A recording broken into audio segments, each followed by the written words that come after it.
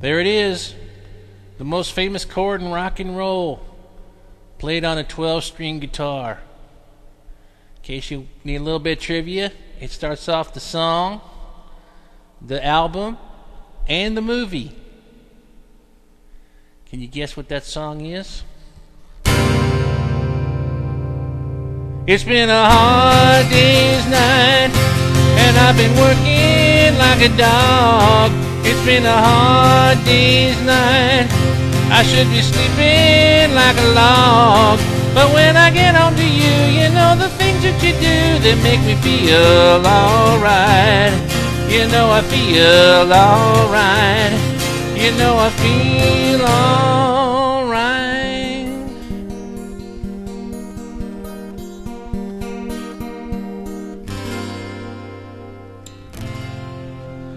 Okay, so today I want to talk a little bit about 12-string basics. Of course, the Beatles played that famous song on an electric 12-string, Rickenbacker. But a lot of the folk rock and acoustic rockers back in the 60s, 70s used a 12-string guitar. People like the Beatles, the Byrds, Simon and Garfunkel, John Denver, Peter, Paul and Mary, Mamas and the Papas, some very famous rock songs you've heard, like the one by Boston, More Than a Feeling, has a 12-string, and then even some, guitar masters like Leo Kottke play 12-string. So it's an interesting guitar, and it has a long history in the music biz. So it may be one that you want to try to master.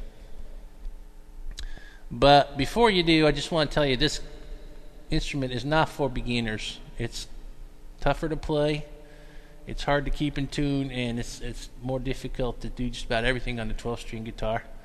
So before you take this one up, you may want to make sure that you've got your 6-string skills down pretty well, at least be a good intermediate 6-string player, strummer, and a finger styler before you try to go to a 12-string. But if you like that type of sound and like those type of songs, it's definitely worth it to learn how to work a 12-string.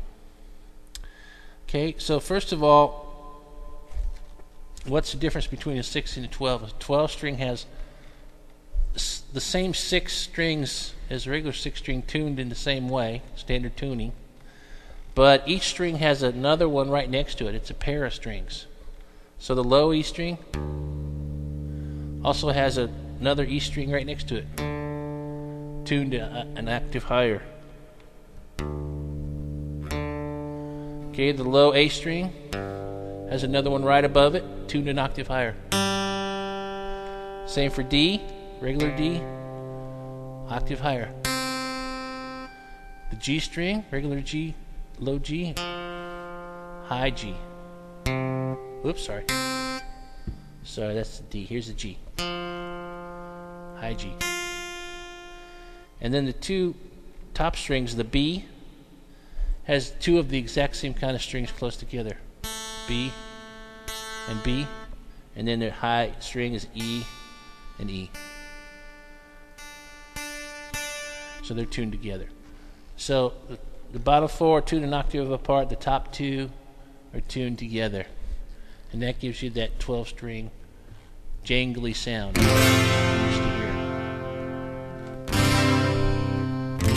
So the good news is you can play all the chords and everything the same on the 12-string, but you just have to push down harder, and your hands got to be a little stronger, and you have to get used to pushing down 2 strings at a time with each finger on your left hand rather than 1. But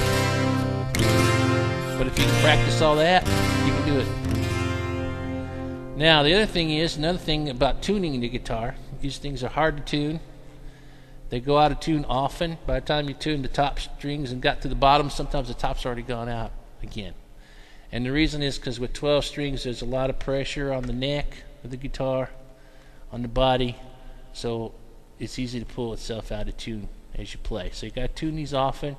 You want to have a good electronic tuner. Mine has one built in here, which is good, but if you don't have one, get one of these, some kind of a clip-on electronic tuner to keep your 12 string in tune. And then another thing is you want to probably, what most people do is keep their 12 string tuned down, either a half a step or a full step. I keep mine tuned down a full step. So when I say low E, on my guitar it's actually a low D. I got D, and I've got the whole guitar tuned down a full step. And what that lets me do is, if I want to play in standard tuning, I put my capo on the 2nd fret. Then the guitar's in standard tuning, I can play along with all the 6 stringers. And if I want to get a more, full sound, I can play it without the capo, and it's in standard tuning 1 step down. What that does is it keeps a lot of stress off your neck, so over the life of the guitar, the guitar neck will not bend and get out of shape and out of tune as much. Okay, so that's really all the basics you need to know about a 12 string. I will mention a couple things about the finger style picking. If you want to do finger style, it's pretty darn hard to do on a 12 string with just your fingers. So I use my finger picks for this. Other people use their fingernails. For sure, you're going to at least want to use a thumb pick, even if you don't use all finger picks, because it's just really pretty hard to grab a hold and pluck 2 strings at a time with just your bare thumb. So I'm going to use all my finger picks on this one. You can use the same technique. If you see my video called Relaxed Finger Style, where I show you how to rest your hand there and play, you do the same thing on the 12 string.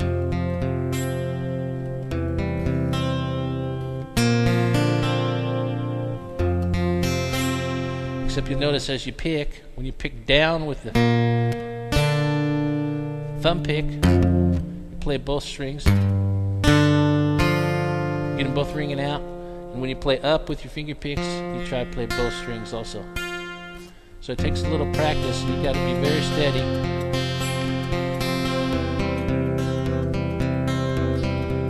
In order to hit them all.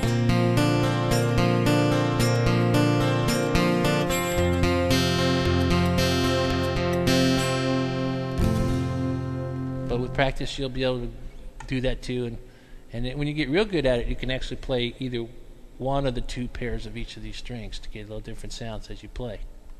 So that makes it kind of fun also. So there you go. That's 12 string basics. Practice those a little bit. Get used to tuning that guitar, and you'll be able to have a lot of fun playing one of these 12 strings.